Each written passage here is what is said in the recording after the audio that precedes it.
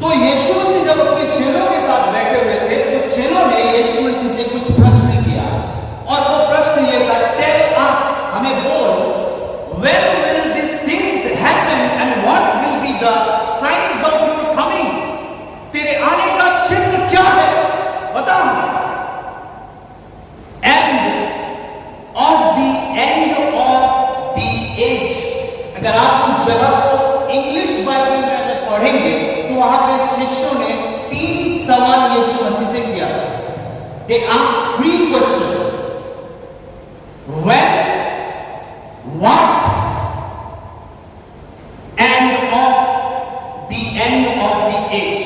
ये 3 प्रश्न है यहां पर और तीनों प्रश्नों का जवाब बहुत ही अद्भुत रीति से प्रभु यीशु मसीह देते हैं। पूरे 24 और 25 अध्याय में यीशु मसीह ने अपने लोगों को यह समझाने का कोशिश किया है, या फिर चेलों ने जो 3 सवाल किया था यीशु मसीह से, when, what and of the end of the ages। ये जो 3 सवाल किया गया था यीशु मसीह को, ये तीनों सवालों के जवाब आपको 24 और 25 अध्याय में मिलेगा। तो यीशु मसीह का आगमन कब होगा, वो कब आएगा, कब आएगा यीशु मसीह, क्या चिन्ह होंगे, इसके ऊपर में हम लोग बात करेंगे। लेकिन ये सभी चीजें जानने से पहले सबसे पहले आपको एक चीज समझना होगा,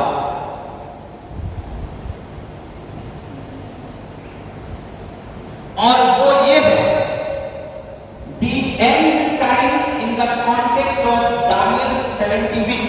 ओके, इसे हटाइए, लेकिन मैं आपको और भी बहुत आसान भाषा से समझाने का कोशिश करूंगा।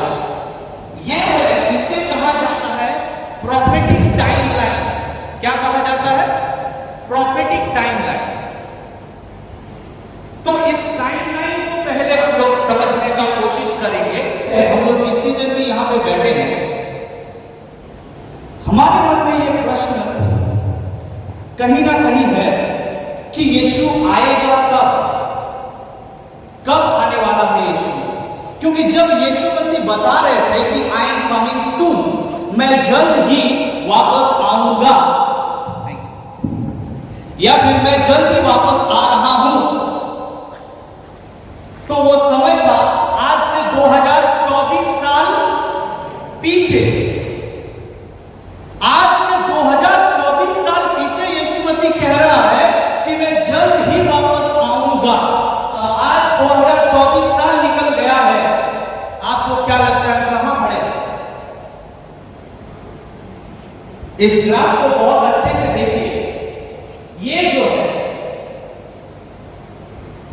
ये जो क्रॉस है, क्रॉस के इस पार जो टाइमलाइन आपको दिख रहा है, इसे कहा जाता है ओल्ड कॉवेनेंट, या फिर the time of old testament. ये पुराने नियम का ये समय, ये ठीक है। अब पुराना नियम का समय जब समाप्त हो जाता है, अब कौन आता है? कौन? मसीहा, यहूदियों का मसीहा। What is the meaning of Messiah और मसीहा? हमारा स्टूडेंट ना बोल रहे, हाँ हमारा स्टूडेंट ना बोल रहे। मसाया या फिर मसीहा जो है, ये एक हिब्रू शब्द है, और मसाया इसको एक्चुअली हिब्रू में कहा जाता है हा माशिया, और हा माशिया का अर्थ होता है the chosen one, the anointed one, और वो यीशु मसीह था। तो अब यीशु मसीह आता है, पुराना नियम का समय समाप्त हो जाता है, और उसके बाद यहूदियों का जो मसीहा है वो आ जाता है।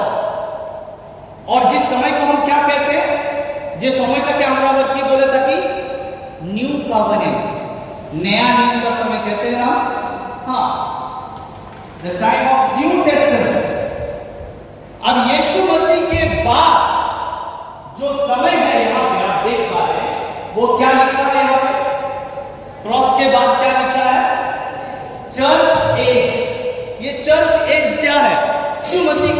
चेले थे, उनके जो शिष्य थे, यीशु ने उन्हें हिदायत दिया, उन्हें यह चेतावनी दिया कि do not leave Jerusalem, and when the holy spirit will come you will feel with power and then you will be my witness. जब पवित्र आत्मा तुम पर आएगा तो तुम क्या करोगे, मेरा गवाह बनोगे। तो उन्होंने यीशु मसीह की बातों को माना, और जब तक पवित्र आत्मा नहीं आया थे इन जेरूशलेम, यरूशलेम में पवित्र आत्मा का सामर्थ उतरता है, पवित्र आत्मा उतर जाता है पूरी तरीके से।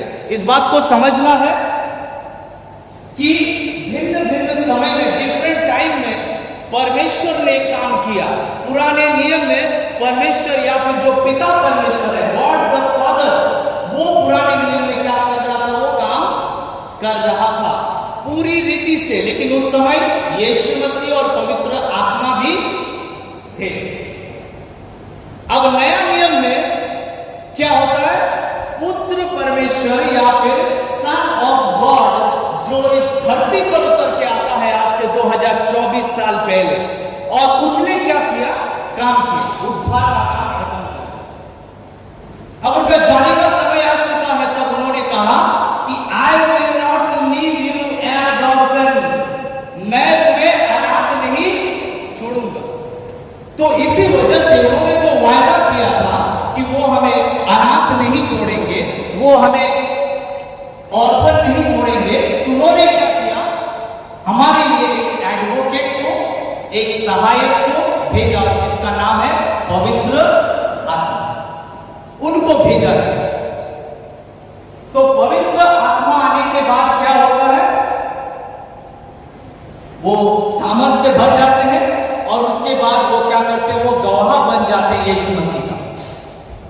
ठीक है, तो अगर कोई व्यक्ति के ऊपर में पवित्र आत्मा का अभिषेक या सामर्थ्य नहीं है, वो खुद से तो पास्टर या सेवक बन सकता है, लेकिन उसके सेवकाई में फल नहीं दिख सकता।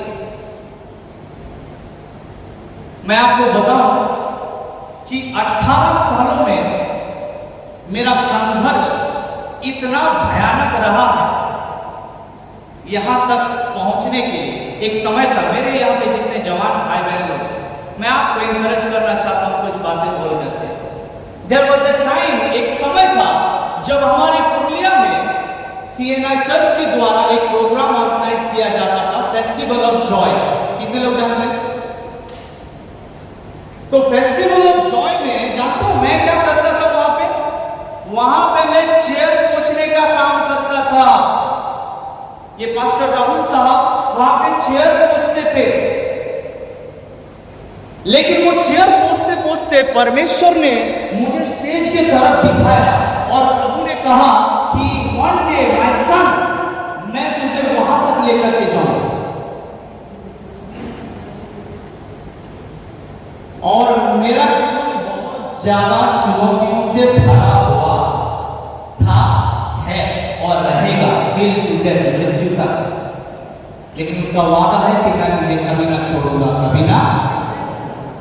बहुत सारे लोग मेरे विरुद्ध उठकर खड़े थे, बहुत लोगों ने मुझे गिराने का कोशिश की, और बस ये एग्जांपल देने के लिए बोल रहा हूं। Please stand up my mom, mummy थोड़ा खड़े हो जाएंगे। ये बस आप लोगों को समझाने के लिए बोल रहा हूं। I love my mom and I honour them, उनको मैं बहुत सम्मान करता हूं। मेरा विरोध सबसे पहले अगर किसी ने किया था तो मेरे मां ने किया, क्योंकि उनको एक पुलिस ऑफिसर चाहिए और मैं वो पुलिस ऑफिसर नहीं बन पाया। मैं अपने मां से बार बार झगड़ता रहता, बोलता था कि मुझे यीशु ने बुलाया है उसके काम करने के लिए, मैं पुलिस नहीं बन सकता। मुझे बहुत धमकियां या फिर बहुत सारे बातें भी घर से सुनने को मिलता, बहुत सारी चीजें मेरे साथ घटा। लेकिन मेरी मां का जो पुलिस ऑफिसर था वो परमेश्वर ने पूरा किया। My brother is police officer.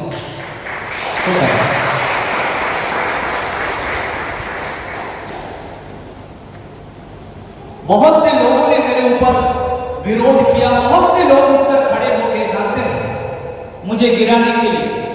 लेकिन आज तक मैंने किसी को भी अपना विरोधी नहीं समझा, क्योंकि बाइबल कहता है कि तू अपने शत्रु से प्रेम कर। इसीलिए जब किसी व्यक्ति को परमेश्वर चुनता है और उसका अभिषेक ऊपर से हो जाता है, उससे कोई रोक नहीं सकता मेरे प्रिय। No one, no one. मैं बोल रहा हूं, आपको शायद दिख नहीं रहा है, मेरे साथ हो यहाँ पे यीशु मसीह खड़ा है आज। क्या आप देखना चाहते हैं सिर्फ परमेश्वर का सामर्थ? बैठे रहो इस समय और इस वचन के द्वारा उसके सामर्थ को महसूस करो। वो खुद मेरे साथ यहाँ पे चल के आया है। ये पवित्र आत्मा का अभिषेक है, उसका सामर्थ है, इसी वजह से ये सब चीजें हो पा रहा है। तो जैसे प्रतिज्ञा किया गया था, उसी तरीके से सबके ऊपर सामर्थ और अभिषेक उतर जाता है। उसके बाद एक धमाका होता है यरूशलेम में। यरूशलेम में धमाका, उसके बाद अन्य जातियों के बीच में धमाका, और 52 एडी 52 एडी में धमाका होता है। कहां? भारत देश में। एक यीशु मसीह का चेला जिसका नाम है सेंट थॉमस। थोमा को पहचानते हैं आप लोग? नाम सुना है? वो आया भारत देश। अकेले उस व्यक्ति ने पूरा भारत देश को हिला के रख दिया। क्यों जानते हो? परमेश्वर का अभिषेक उसके ऊपर। और ऐसे 12 जन के द्वारा परमेश्वर ने अपना काम शुरू किया, लेकिन प्रतिज्ञा एक व्यक्ति के ऊपर में ही था कि मैं तेरे ऊपर क्या करूंगा? I will build my church on you। मैं तेरे ऊपर क्या करूंगा? मैं अपने कलीसिया का नींव डालूंगा। And who is that person? कौन है वो व्यक्ति? कौन है? पतरस।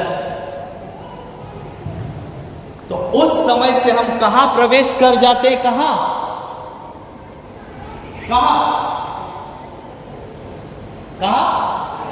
Church age. वहां से शुरू होता है चर्च एज, मंडली का समय। तो चर्च एज फर्स्ट सेंचुरी के एंड से जब स्टार्ट होता है, आज 2024 साल खत्म होने को है, ये जून मंथ है ना। ये सिर्फ मेरा अभी इंट्रोडक्शन है, ये अभी मैं अपने सब्जेक्ट में घुसा ही नहीं। ये इंट्रोडक्शन है, क्योंकि आपको इंट्रोडक्शन समझना होगा तब जाकर के आप बहुत सारी बातें समझ पाओगे। अब आपको जो आज दिख रहा है ना चर्च में, मैं हर एक चीज पकड़ के नहीं बोलूंगा क्योंकि उसमें टाइम लग जाएगा, लेकिन ये जो एक समय चर्च, ये जो इतना प्योर, उसका कुछ एग्जांपल देना चाहूंगा। यहाँ पे कुछ लोगों का दिमाग में कुछ प्रश्न, वो प्रश्न का समाधान अभी यहाँ पे। तो पहले जब चर्च का स्थापना हुआ, नोट करना है सब चीजें कि कैसे the body of Christ, church को क्या कहा जाता है? मंडली को क्या कहा जाता है? मसीह का देह। अब ये जो मसीह का देह है, जो इतना प्योर, जो इतना पवित्र था, अब ये किस मोड़ पर, किस तरफ ये जा रहा है, इसको समझिए। पहले अगर आप प्रेरित पढ़ेंगे तो पूरा प्रेरित का मैं निष्कर्ष आपको बता दे रहा हूं। पूरा प्रेरित में क्या है? पहले प्रेरित में लोग सहभागिता कितना दिन करते थे? कितना दिन? और हमारे इधर कितना दिन होता है? रविवार। ताদের কাজকর্ম ছিল না, उनका काम काज नहीं था, नहीं था, नहीं था। वो लोग शादी नहीं करते, शादी ब्याह नहीं करते, उनका बाल बच्चा नहीं था। लेकिन कैसे वो करते? जो परमेश्वर का दास बता रहे थे, प्रेम। इसीलिए खुदावंद यीशु मसीह ने यमुना के पास आकर के कहता है, पैटमोस आइलैंड में वो आकर के कहता है, जब प्रकाशित वाक्य देने लगा, अब जब वो रेवलेशन देगा तब वो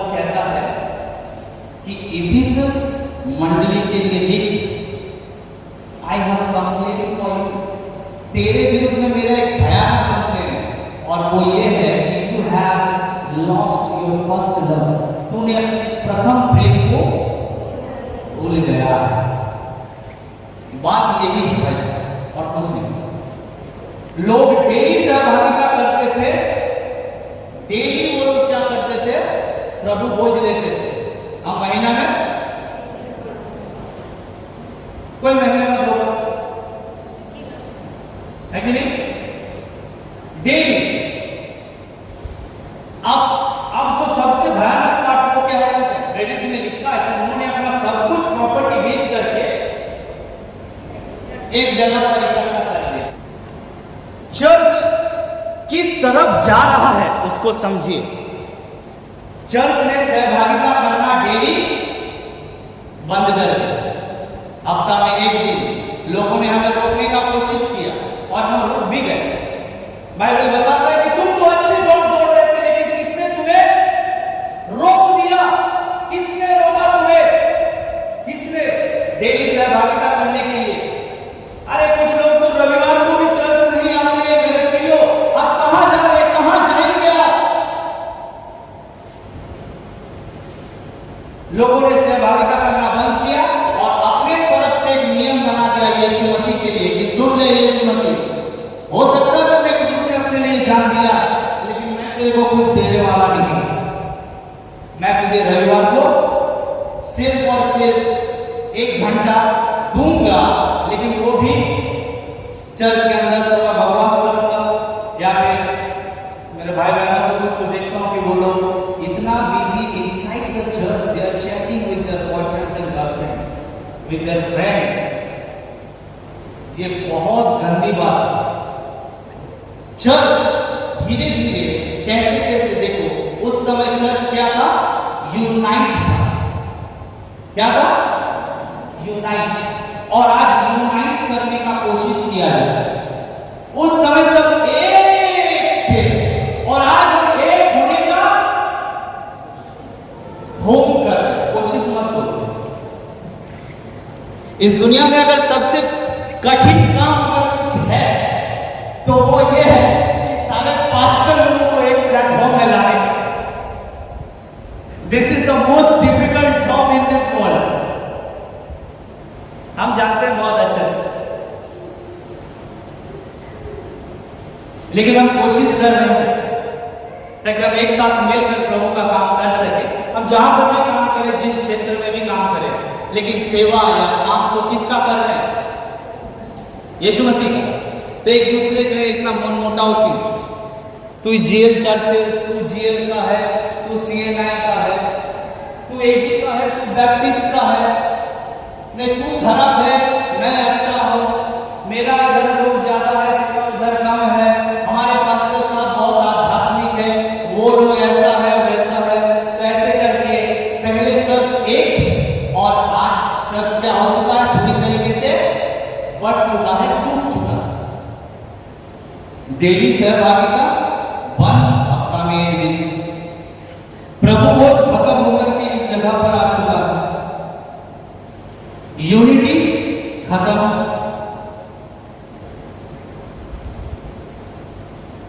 यीशु मसीह का एक चेला था जिसने यीशु मसीह को बिट्रे किया था, एक विश्वासघाती चेला था, उसका नाम था क्या? जूडास। उसने विश्वासघात किया यीशु मसीह के साथ, उसको पकड़ा।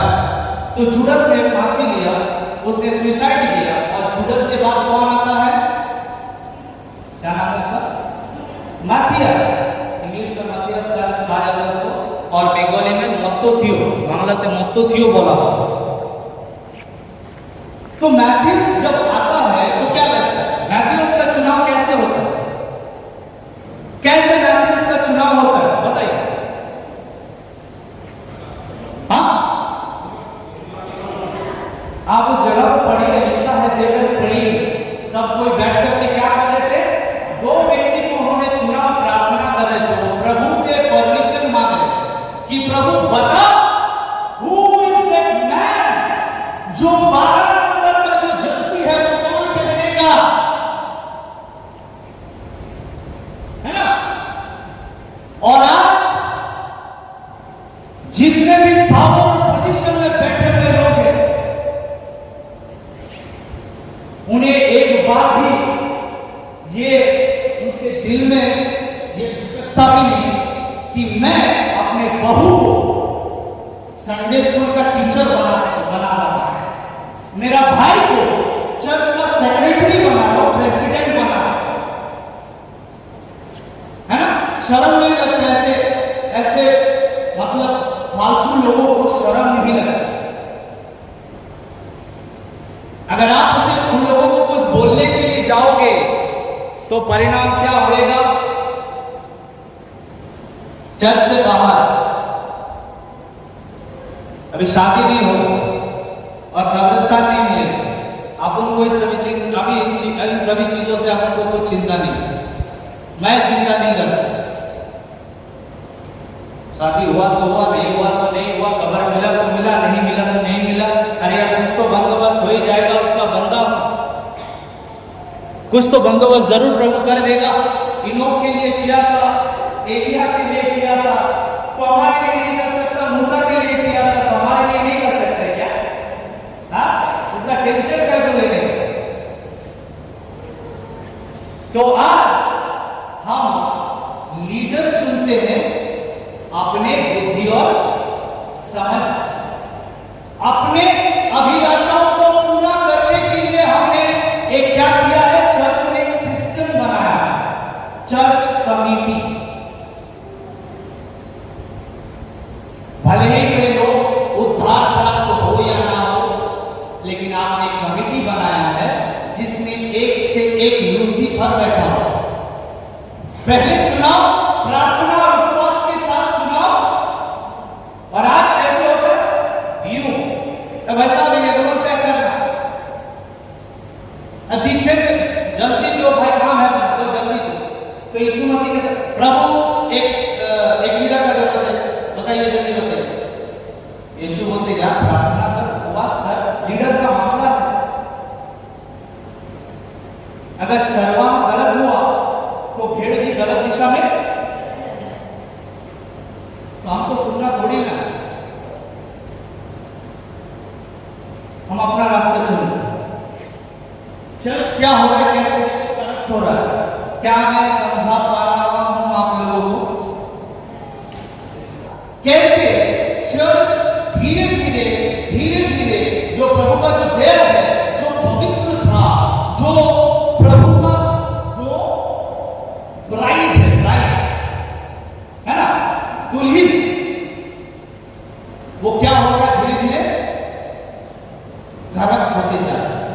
जो बॉडी ऑफ क्राइस्ट है वो बीमार पड़ते जा रहे धीरे धीरे। तो यीशु मसीह ने क्या बोला? ठीक है, मैं काम करूंगा, भेड़ और बकरियों को क्या कर दूंगा मैं? पहले भेड़ ही थे लेकिन उसके अंदर बकरी घुस गई। तो यीशु मसीह को बोलना पड़ा, ठीक है अभी आप क्या करेंगे? इसको अलग। ऐसे धीरे धीरे चर्च फर्क होने लगा, खत्म होते होते आज चर्च का हालत पूरे दुनिया में आप देख लो जाकर। यूएसए में लोग सोचता है कि फॉरेन में बहुत ज्यादा क्या है, फॉरेन कंट्रीज में क्या है, बहुत ज्यादा क्रिश्चियंस है। आप फॉरेन में अगर जाओगे तो उधर लोग एथिस्ट बन रहे, नास्तिक, उधर लोग इस्लाम को अपना रहे हैं, इस्लाम धर्म को, रिलीजन को अपना रहे हैं। एक समय जहां से मिशनरी आते थे यहां, है ना, आते थे मिशनरी, कोदा एक अमेरिका থেকে চুপ চুপ চুপ তাড়াতাড়ি আমরা বলতাম না, एक समय आते थे। आज जानते हैं हालत क्या है? आप नहीं जानते, हम जानते हैं। आज इंडिया से मिशनरी भेजा जा रहा है अमेरिका, कनाडा में, इंग्लैंड में, ये हालत हो चुका है। और यीशु मसीह यही बता रहा था कि मेरे आने से पहले का जो समय वो एक ऐसा समय है जिस समय को इस दुनिया ने आज तक कभी आपने पढ़ा है। यीशु मसीह ने कहा कि जगत उत्पत्ति থেকে আজ অবধি ওরকম কখনো ঘটেনি।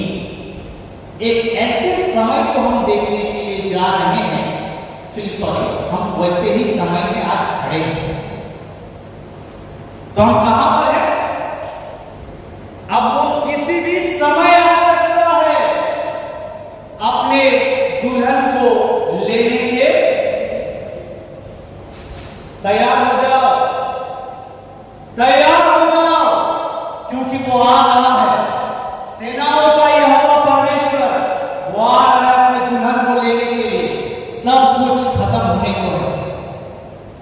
बहुत सारे लोग यहां पे रह जाएंगे और जिन्होंने अपने आप को तैयार किया है, जिस दुल्हन ने अपने आप को सजाया है, जिसके पास एक्स्ट्रा है, तो आज इस जगह पर खड़े हैं कि कभी भी कुछ हो सकता है ना। यीशु मसीह ने क्या कहा? अब मैं अपने स्लाइड को इधर ले लिया। यह है मेरे सब्जेक्ट का शुरुआत, लेकिन मेरा समय समाप्त होने को है। I have only 10 minutes more. This is only introduction part. क्या आप लोगों को समझ में आया? कितने लोगों ने कुछ सीखा है और किसको नहीं समझ में आया? बताइए।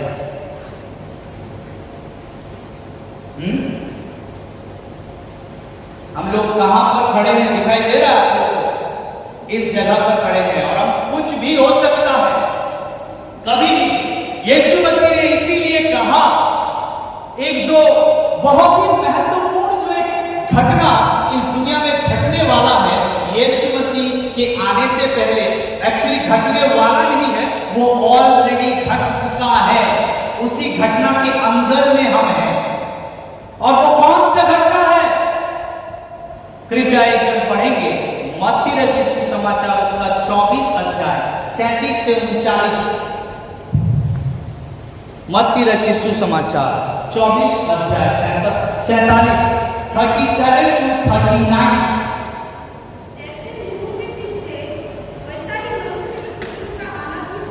जैसे नूह का दिन था वैसे ही मनुष्य पुत्र के आने का दिन होगा। अच्छा, क्योंकि जैसे जल प्रलय से पहले के दिनों में जिस दिन तक नूह जहाज पर ना चढ़ा, उस दिन तक लोग खाते पीते थे और उनमें विवाह होते थे। और जब तक जल प्रलय आकर उन सबको वहां ना ले गया, तब तक उनको कुछ भी मालूम ना पड़ा। बस बैठ गए। Thank you. तो क्या लिखा है यहां पे? लिखा है नूह के दिन के समान। ये है द डेज ऑफ नोआ, जिस समय में आज हम हैं। आज यहां पे हम लोग चीख चीख कर लोगों को बोल रहे हैं कि अपने बीच में जो मनमुटाव है उसे खत्म कर दो, एक दूसरे से प्यार करो, पड़ोसियों से प्यार करो, मंडली से प्यार करो, खुदा से प्यार करो, उसे पहला स्थान दो सब बातों में। मैं आपको बताना चाहता हूं, जब मैं स्कूल में था तो मेरा 12th का फाइनल एग्जाम था और मेरे मम्मी पापा ने मुझे ट्यूशन दिया था। वहां पे मेरा इंग्लिश क्लास जो था वो संडे में ही था ट्यूशन, और वो चर्च के है। अभी एक तो हफ्ता में एक टीचर, वो भी गया हुआ है ना। अभी आजकल के मम्मी पापा भी बहुत अलग रहते हैं। अगर आप चर्च जाओगे तो उससे उनको बहुत गुस्सा होता है, और अगर आप ट्यूशन में दिन और रात घुसे रहोगे, अगर आप बाइबल ज्यादा पढ़ोगे तो उससे माता पिता को पढ़ोगे। अगर आप किताब बहुत पढ़ते हो तो उससे बहुत अच्छा लगता है। क्या आप समझ पा रहे हैं? आप सीख पा रहे हैं? कुछ अच्छा लग रहा है? मेरे जवान भाई बहनों, जोर से बोलो यीशु मसीह की। अरे भाई इधर जवान से भी ज्यादा लोग इधर, ठीक है कोई बात नहीं, जोर से बोलो यीशु मसीह की।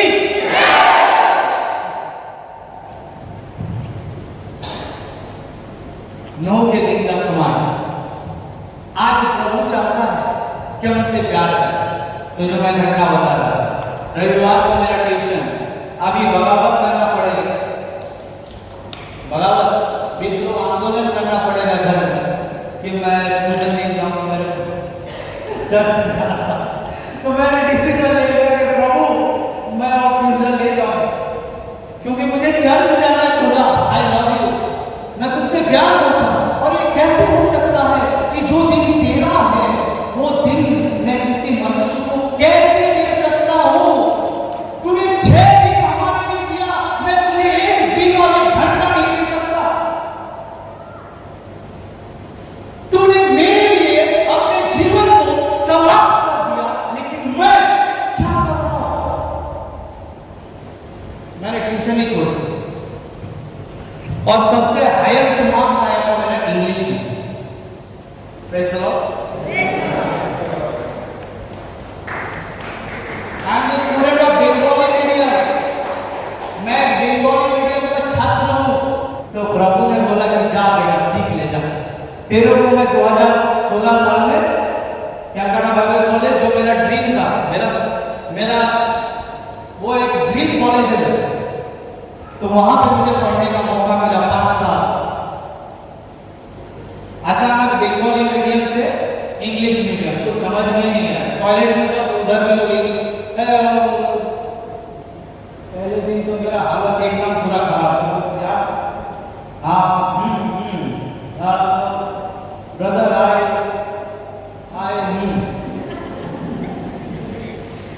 तो हाँ ठीक आई अंडरस्टैंड। ओके धीरे धीरे जैसे दिन बीतते गया, मैंने छोड़ा नहीं उस जगह पर, क्योंकि मैं जानता था प्रभु ने मुझे लेकर के आया। और वो दिन है और आज का दिन है मेरे प्रियो, मैंने कभी पीछे मुड़कर नहीं देखा। ठीक है, वो मेरा खुदा जो आज भी जिंदा परमेश्वर, वो नूह के समय में, वो जो नूह का जो दिन का जो समय था, आज उसी समय पर हम हैं। और उस समय में परमेश्वर क्यों क्या कर रहा है? बस 1 मिनट और मेरे पास है।